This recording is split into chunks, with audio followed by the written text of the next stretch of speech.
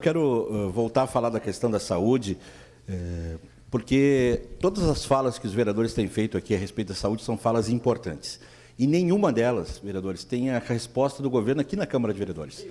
Nesse momento, por exemplo, o líder de governo não está aqui no plenário. Ele não está. O outro vereador que compõe a base não está. Nós queríamos respostas urgentes nesse momento. E nesse momento, quando a gente traz assuntos da área da saúde, denúncias, a gente traz essas questões que são as questões mais preocupantes que a população tem, nós precisamos de respostas urgentes, encaminhamentos, nós precisamos que alguém nos diga alguma coisa. Qual é a função de um líder de governo, afinal de contas? É ficar aqui sentado e se inscrever por último para falar as coisas, só as questões políticas e criticar as falas anteriores, ou é dar respostas às demandas da população? É dar respostas às demandas da população. Porque ninguém está trazendo aqui situações, o vereador Rafael não trouxe questões aqui para fazer jogo político.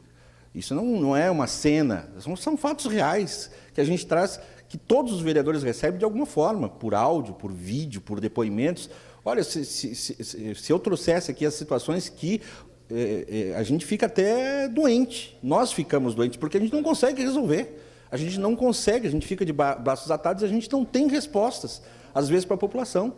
Vários casos que são semelhantes, tão parecidos com esses que o senhor trouxe aqui, vereador Rafael. Que são fatos importantes, que parece até que não, o cara está expondo, não é, às vezes tem que fazer isso mesmo. Tem que expor uma situação, porque a gente fica de mãos atadas, de braços... a gente não consegue dar uma resposta para a população que clama por um atendimento, que clama por uma situação melhor. Então, a situação da saúde ela é gravíssima em Caxias do Sul e, infelizmente, para quem nos assiste, não tem resposta do governo aqui nesse plenário. Não tem resposta do seu líder de governo, não tem resposta da bancada do governo. E os assuntos que eu trouxe aqui, inclusive na semana passada, sobre o GH, eu deixo a pergunta: é normal uma médica fazer 400 horas por mês e ainda ter outras 12 horas numa UBS? Em que momento essa profissional descansa? Em que momento essa profissional... Isso é uma profissional que trabalha no IGH, na UPA Zona Norte. E uma outra profissional também, a mesma coisa. Eu não entro nem na questão salarial, mas eu entro na questão de saúde dessa profissional. E os depoimentos que eu recebo desses profissionais do IGH são os depoimentos de gente que está doente. E como é que gente doente vai atender outras pessoas que também precisam de atendimento, de um atendimento decente na área da saúde? Então, é preocupante, e eu deixo a pergunta: é esse tipo de modelo de terceirização e de empresa que nós queremos para a UPA Central? De pessoas que não apenas não atendem de forma decente a população, mas que tratam os seus servidores dessa forma como o IGH tem tratado? E esse tipo de denúncia mereceria uma resposta. 400 horas uma médica trabalhando, e ainda trabalhando numa UBS, mais 12.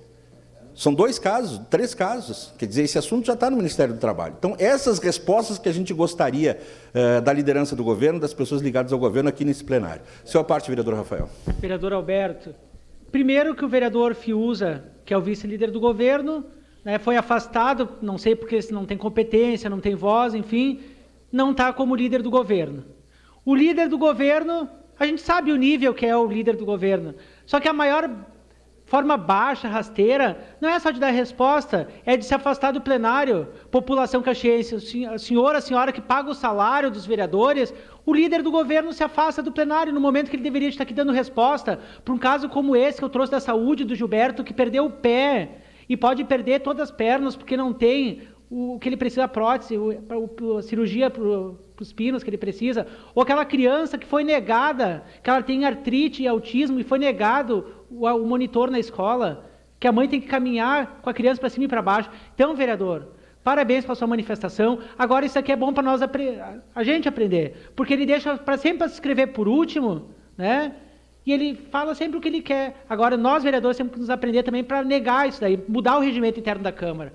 Obrigado. Isso é a estratégia que foi falado ontem, né? Quer dizer, uma estratégia pequena, uma estratégia politiqueira, quer dizer, se inscrever por último para não falar nada, para não dar resposta nenhuma, e aí quando não sabe que não vai falar, porque nós temos outras coisas para falar, se retira do plenário. Isso é indecente, isso é a velha política. E para encerrar, senhor presidente, eu quero falar sobre uma preocupação de forma rápida sobre a 4ª Coordenadoria de Educação. O governo do Estado criou um processo seletivo para a nova coordenadora ou o novo coordenador de educação. Nós já estamos em agosto, nós estamos no 2º semestre do ano. Nós estamos na reta final do ano letivo. E nós não temos ainda, a gente não sabe quem vai ser a coordenadora. Para encerrar, quem vai ser o coordenador de educação? Há um processo seletivo que é currículo, entrevista por Skype, entrevista pessoal, enfim, prova escrita, e uma empresa contratada de São Paulo para fazer essa seleção. Eu não sei qual é o custo. E então eu fico assim, se existe uma empresa de São Paulo fazendo essa seleção, nós estamos em agosto e não há ainda uma pessoa escolhida, eu quero crer que essa escolha vai ser muito bem feita e de forma técnica, para a Coordenadoria de Educação, de forma técnica. Porque se é para fazer todo esse processo, contratar uma empresa de São Paulo e escolher alguém afiliado, bruxo de alguém, amigo do governador, ou filiado no partido do governo, bom, então realmente a gente tem que denunciar isso, porque não pode ser assim. E eu espero que o governador não faça isso. Todo um processo desgastante, cansativo para quem se inscreve, inclusive com interessados de outros estados, querendo ser, né? É isso, essa informação que eu tenho, e aí daqui a pouco nós vamos ter uma escolha política de gente afinada ao governo do Estado. Bom, é proibido? Não é, mas não seria decente, não é um critério justo se tem todo esse discurso de fazer uma gestão técnica e botar gente técnica para a Coordenadoria de Educação. Era isso, senhor presidente. Com 3 horas e 2 minutos, está encerrado o espaço